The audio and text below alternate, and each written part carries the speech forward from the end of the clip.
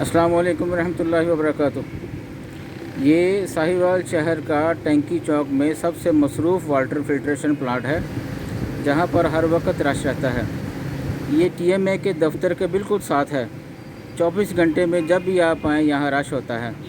आपने देखा कैसे रश में बोतलों की कतारें लगी हुई हैं। साथ ही टीएमए की बहुत ज़्यादा जगह पड़ी हुई है, यानी अगर वो चाहें तो इस वाटर फिल्ट्रेशन प्लांट को वसअत भी दे सकते हैं। मगर शायद टीएमए की कोशिश है कि आवाम को सहूलत ना मिले, यानी एक बुनियादी सहूलत साफ़ पानी के लिए भी आवाम को धक्के खाने पड़ते हैं। अब ये अवामी मुतालबा है, मुझे लग रहा है कि भाजी साढ़े को टाइम कोई नहीं गा, तुसी मारन वाले बंदे वधा दो।